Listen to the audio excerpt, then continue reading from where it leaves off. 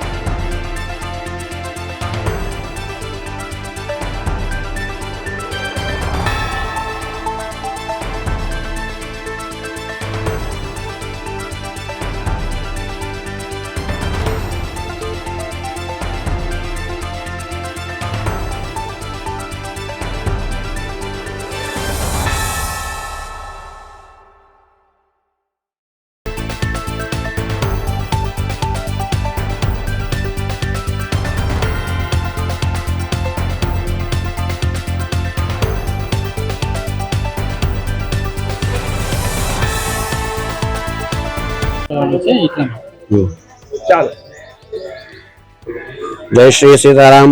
मारू नाम मनीष शुक्ल है. आज रामनवमीना पावन अवसर पर अहीं राम जन्मोत्सव भव्य रीते मनाववामां आव्यो.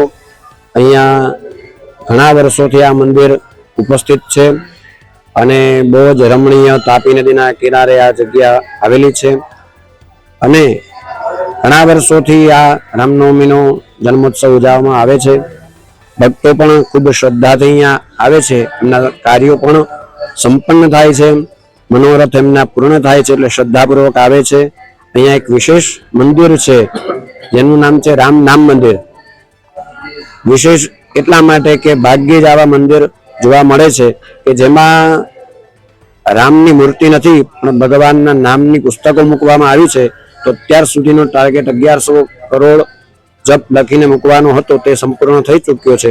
આગળ પણ આ રામ નામ ની બુકો અમે અહીંયાથી વિતરણ કરીએ છીએ અને આગળ પણ આ કાર્ય ચાલુ રહેશે. અને ખૂબ ભીડ અહીંયા હોય છે, પ્રદક્ષિણા કરે છે અને ભગવાન બધાના મનોરથ પૂર્ણ કરે છે. તો અહીંયા આવું તાપી કિનારે સુંદર રમણીય મંદિર આવેલું છે અને આજે સૌ રામનવમી છે તો સૌને જય શ્રી રામ. जय श्री राम. मारू नाम मनीष शुक्ल है. हूँ मारा पिताजी श्री प्रकाश भाई शुक्ल साथे घणा वर्षोथी अहींया पूजारी तरीके छूं अने आज रामनवमीना पावन अवसर पर अहींया भक्तोनी खूब भीड़ होय छे.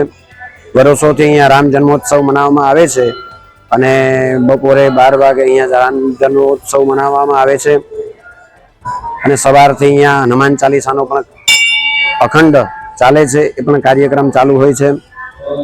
અને આ વિશાળ મંદિર તાપી નદીના કિનારે પાલમાં રામજી વાળા પર અહીં આવેલું છે. અહીંની વિશેષતા એ છે કે અહીંયા એક વિશેષ મંદિર, રામ નામનું મંદિર પણ આવેલું છે, જ્યાં ભગવાનની મૂર્તિ નહીં પણ ભગવાનના નામની પુસ્તકો મૂકવામાં આવી છે. જે પુસ્તકમાં રામ નામના 1100,000 કરોડ મંત્રની સ્થાપના કરવાનો ટાર્ગેટ હતો એ સંપૂર્ણ થઈ ચૂક્યો છે અને આગળ પણ આ કાર્ય અવિરત ચાલુ રહેશે એવો વિચાર કર્યો છે. અને સાથે શાંતિ સ્તંભની પણ અહીં સ્થાપના કરવામાં આવી છે. ભક્તો અહીંયા ખૂબ શ્રદ્ધાપૂર્વક આવે છે. ભગવાન રામચંદ્ર એમના મનોરથ પણ પૂર્ણ કરે છે. એટલે ઘણા વર્ષોથી ભક્તો શ્રદ્ધાપૂર્વક અહીં આવી રહ્યા છે.